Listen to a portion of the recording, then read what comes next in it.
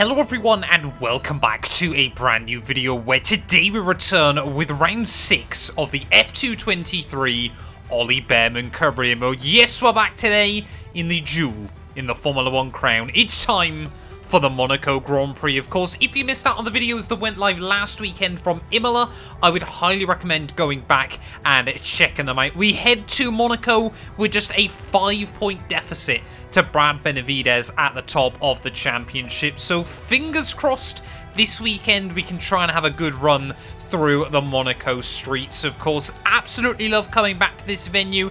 If you're new around here, please do make sure you leave a like, get yourself subscribed as well to the channel, and let's do this thing.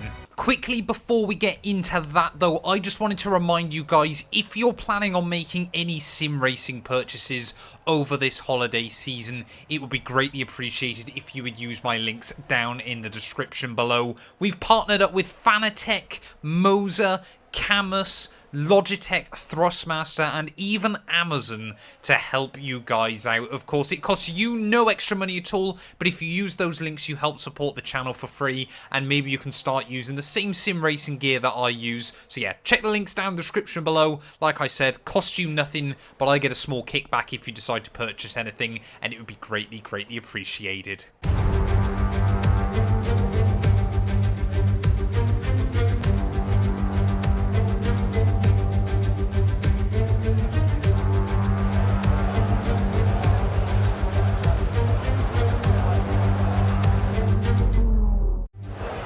Here we are then, Friday qualifying from the Monaco Grand Prix. We know, of course, just how important it is to try and take pole here on the Monaco streets. Obviously, we did take that second place, didn't we, back in Jeddah. So we are still yet to take a first pole position of the season, I believe. But yeah, we have been very, very close. No, Albert Park, Australia. I tell a lie, of course, we took pole there, but that being said, I would love to try and get another one here today. Obviously, Junior Formula 3, racing at Macau this weekend. Would highly recommend going and checking that out, because it's probably one of the only street circuits wilder than Monaco in the world. But can we try and keep it clean and tidy then on this qualifying lap? Could we potentially be on for our second pole position of the season? Going to need to try and keep it very, very tidy around here and try to put on a show there as we nudge the wall up through Massenet. Still looking very, very competitive. In fact, purple through the first sector despite that. Down into the hairpin. Really difficult actually to try and get this car into first gear through here, just where the ratios are very, very different to Formula 1 as we head out of Portier though. Got to be careful that I don't hit the inside wall. Don't do an Ayrton Senna as we make our way down through the tunnel. Blinded by the sunlight on the exit, on the brakes at the 100-meter board there as we really try and tip the car in nice and early through the chicane there, down in towards the back. No downshift. Again, the gearing just doesn't quite allow it in FIA Formula 2, and I believe we went purple again through that middle sector. Keep it clean and tidy right up against the wall on the exit of the swimming pool chicane. Clean straight line braking through Larascas and just through Anthony Noakes to go then. Will this be a pole lap here for the Monaco Grand Prix? It's looking very, very close up towards the line. I think we've done it. I believe that is pole position.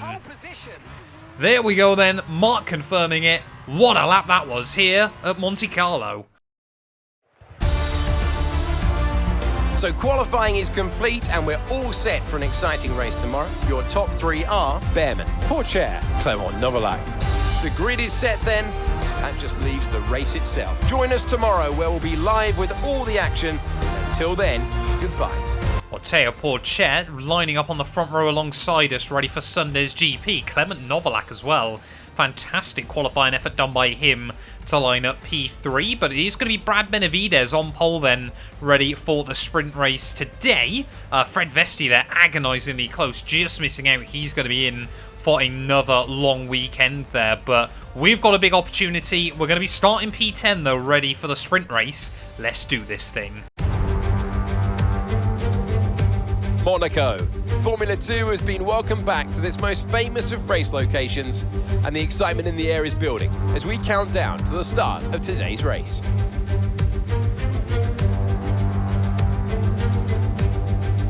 the Circuit de Monaco is, for all practical purposes, pretty much unchanged since its 1929 introduction. It's strange to consider, but this 2.1 mile lap will take the drivers here around almost an entire country. 19 corners, but not that many opportunities for overtaking. Instead, this is a track that rewards technical skill. I'm Alex Jakes and I'm joined once again by the GP2 champion, Davide Valsecchi. Davide, today's race takes place on one of the most infamous street circuits in motorsport. What is it about this track that makes it stand out? Alex, I'm very happy to be here. Monaco is a short track, but the wall is just after the white line. The drivers need to stay aware from the line and from the wall. And this is so important to start in the first 2 rows if you want to compete for the victory. Well, here we are then, ready trackside for the Monaco Grand Prix. Of course, we saw all the tyre strategy malfunctions last weekend. I'm not going to be risking that again. So we are going to have to start this one on a set of the soft or super soft compound tyres, I believe still, as they're known in FIA Formula 2. But yeah, down in P10, if we can score points today in the sprint, I will be very, very happy indeed. But waiting on those 5 red lights here in the Principality. It's going to be lights out, and away we go there. And actually a pretty clean, tidy start, but nowhere to go with it. Down in towards the first corner there, a wall of Frenchmen in front of me, as Chair might try and have a look around the outside of Novalak through turn 1. Fred Vesti, I think that was trying to have a look past myself as well. But we got 2 Frenchmen in front, another one just behind me. This is a French sandwich at the start of this race, and as we make our way down the hill on this opening lap. Looks like an MP Motorsport there, I believe. That might be, got to be Jan Ruvela, hasn't it? Because Dennis Hauger is down in P7, has taken the lead of the GP. Not going to be as aggressive as I normally would be, just because I'm not convinced of the stopping power in these Formula 2 cars on lap 1.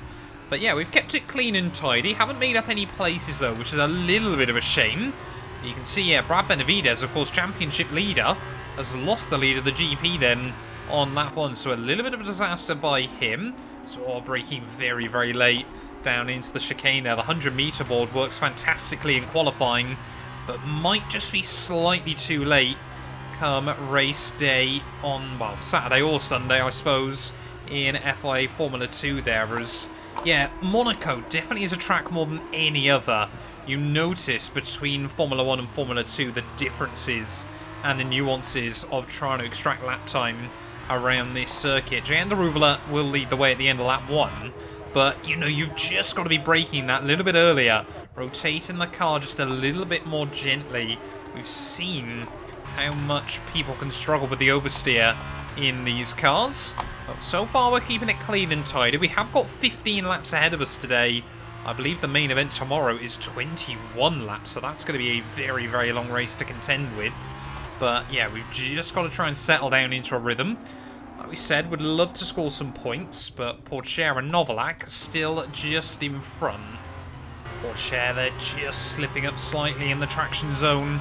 So we make our way down in towards the tunnel. Oh no, I've misjudged that one badly. We're going to get collected by Victor Martins as well from behind. Somehow no damage in all of that, and everyone is going to be able to continue battling on. Yeah, that was definitely a day late and $1 short there. Just tried to overcommit on the brakes, but no one's gained, no one's lost anything. Fred Vesti, however, Victor Martins even behind me, might have lost some wing. We'll get confirmation of that through the final corner, as no, everyone's somehow able to live to fight another day. Teo, though, is definitely struggling. I think he's got more pace still than most of the other runners in the field. Of course, he was about a 10th and a half up on Clement Novalak at the end of Friday night running. So he was comfortably P2. But yeah, we're both pulling away from the cars behind. But I'm just feeling like I'm getting a bit stuck. However, Pourchaire probably is going to be the most difficult car to overtake because he is, in fact, the second fastest. So it's nice that we know we've definitely still got some pace over him.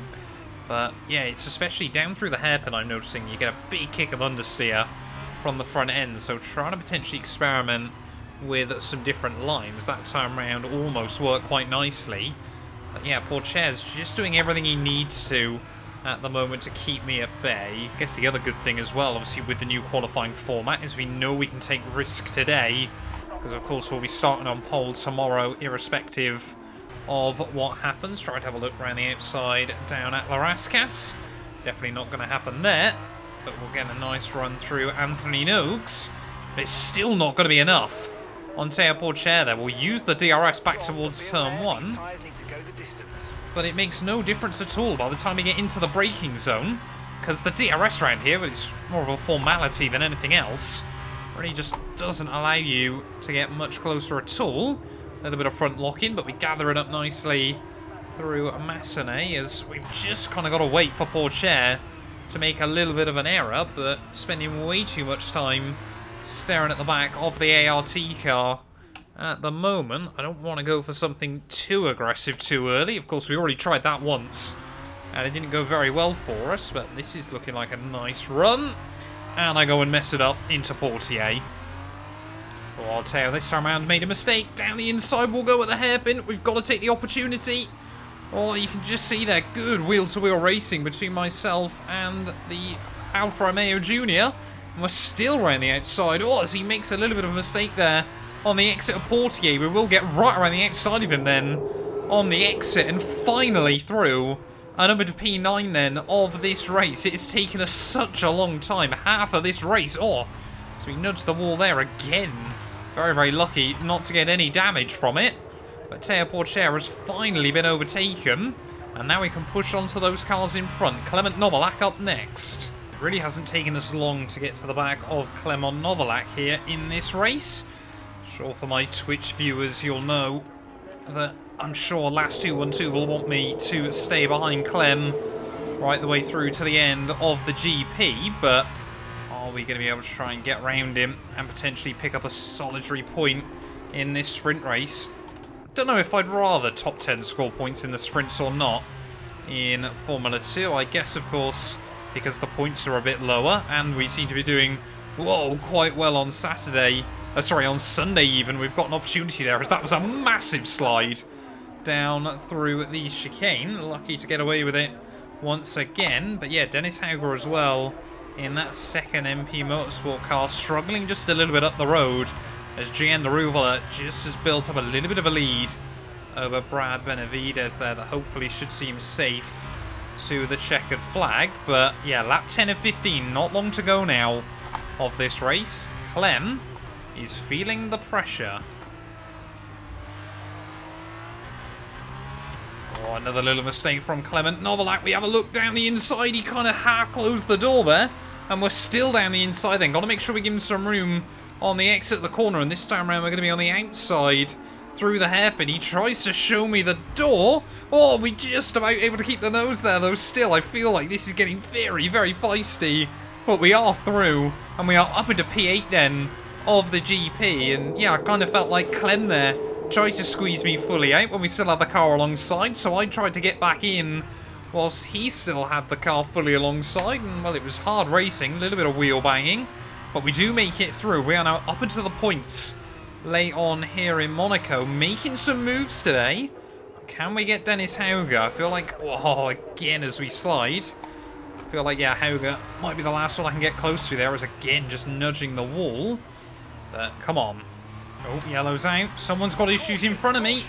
That might be, I'm not too sure who it is, to be completely honest. It's Richard Verschoor in the Van Amersfoort car. Late on in the day here at Monaco. Is he going to pull off the circuit? He's kind of umming and ahhing about it, but Richard Verschoor is out of the race with just 4 laps to go. And he was looking like he could have been on for a podium here, I believe. And it's going to be absolutely nothing for the Dutchman. I do apologise, Richard Verschoor was actually in P4. He wasn't quite in podium contention at the moment, but still would have been a fantastic result for Van Amersfoort here. But you can see as he makes his way down into the tunnel, I think he's going to realise around about now the engine's just going to shut off on him. And they're lucky that the Virtuosi car behind him was able to avoid him. And as he makes his way down in towards the chicane, no smoke by the looks of it this time around there as we make our way through. Just a heartbreaking end to the day for Verschoor. Oh, Hauger's just struggling a little bit. Oh, I thought about it. I really did think about it down into the hairpin. Not able to do anything that time round.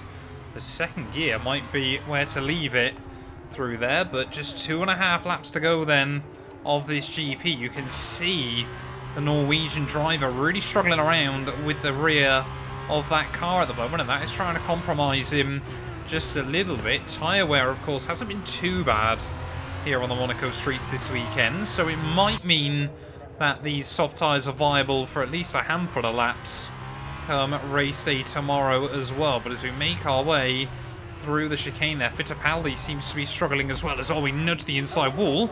How many times have we seen drivers do that in real life? And it unfortunately be the end of their afternoon. Like I said, these Formula 2 cars, though, can handle a little bit of bumping and bashing as out of the final corner we go. Dennis Hauger running very, very slowly, but again, it's not enough. Mark just warning me again about the tyres, but yeah, Fittipaldi is actually dropping back into both of our clutches late on in the day. I'm not convinced I'll get both of them before the end of this race, but I will certainly give it my best shot as we make our way through Casino Square there. Big, big slide as we try and fill the mirrors of Dennis Hauger there. He just again gets a little bit offline, but it's actually worked for him because it meant there that he could try and cover me off, having a look down the inside ready for the hairpin. So we make our way back down through Portier once again, trying to get as close to the gearbox as we can of the second of the MP Motorsport cars here. But Fittipaldi in that Carlin as well, just about doing enough at the moment. Late on the brakes. We get all over his gearbox again. There, Hauger again will trip over on the exit of the corner, the number one on the side of that car, but it's not going to be enough for him at the moment as we make our way through the swimming pool chicane. Just one more lap to go here, and will we find an opportunity? Oh, Hauger! We actually give him a little bit of a helpful push there as we make our way down in through Larascas. He is really giving it his all at the moment, but will it be enough? Everyone's tyres starting just to reach the end of their usable life here, and you can see we're still all over the back of him. Let's go, final lap. Mark just telling us, of course, that it is that final lap as we rub against the wall on the exit of turn 1, but you can see Hauger's getting nervous. He's just starting to park the car slightly offline here, and this might compromise him on this final lap somewhere, anywhere. With a bit of luck there, when clean and tidy through Casino Square, we attack the bump as we make our way down the hill.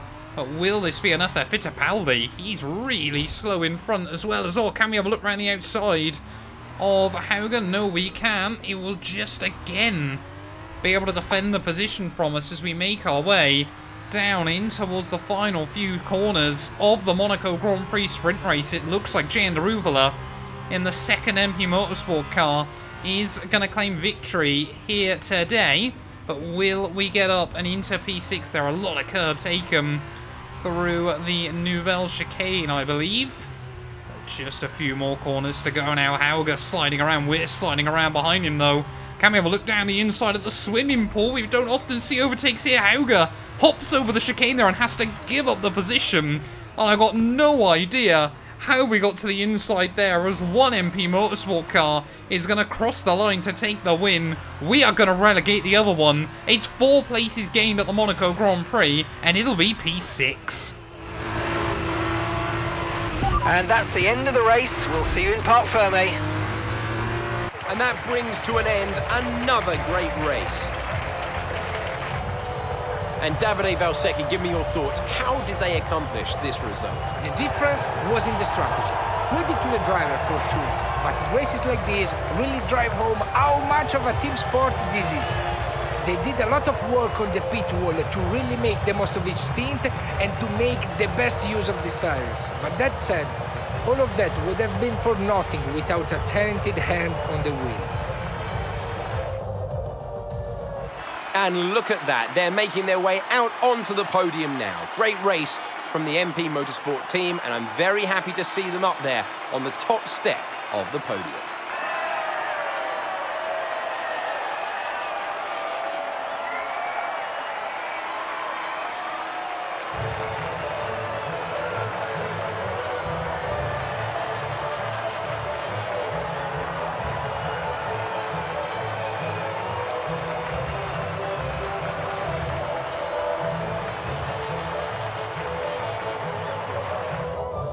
And now let's take a look at the driver's standings. It's a good result for Brad Benavides, who extends his advantage at the top of the championship. And now, Davide Valsecchi, let me ask you, who is your driver of the day? Difficult call, but I'd say Jehan Daruvala. He was committed the entire race, and it's paid off with the result. And now a look at the team standings. MP Motorsport moved to the top of the table. Meanwhile, Carlin moved up the table with another strong performance this weekend. After all this drama, you would be mad not to join us for the next race. We hope to see you then. Take care. Well, there we are then, the end of the Monaco GP sprint race, and it is Gian Daruvala with the dub there. Took that lead off the start and never really looked back. I was gutted we missed out on fastest lap there by just 6/100ths of a second, but I guess we can't complain with 3 extra points on the board. It does mean championship-wise, the gap at the top opens up to 8 points, but remember, tomorrow we're going to have a big opportunity to carve down that lead and potentially take the lead of the championship for the first time this season. Daruvala up to P6, now tied with Victor Martins and ahead of Richard Verschoor, who, yes, looks so strong at the start of the year, but really has not had the luck on his side more recently. My teammate Fred Vesti still down in P15 there. Constructors wise, 17 points covering our top 5 teams at the moment, but it is MP with a good race result here that are back at the top of the table. 9 points ahead of ART, 12 ahead of Virtuosium, 14 ahead of ourselves there. This Constructors battle, I really think, is going to be a fantastic one to watch throughout the entirety of the season. But thank you all so much for watching this video. If you have enjoyed, please do make sure to leave a like, get yourself subscribed, and we'll be back very, very soon when Formula 2 returns for the Monaco GP feature race. You guys do not want to miss that. Thank you to all of my YouTube members and my Patreon supporters for their continued donations to help my work. These things go much further than I think a lot of you ever realise and allow me to continue making content full-time here on YouTube. So if you want to support me from as little as £1 a month and be featured on all of these end clips, either click the join button next to the subscribe or head over to my Patreon. There's a link down in the description.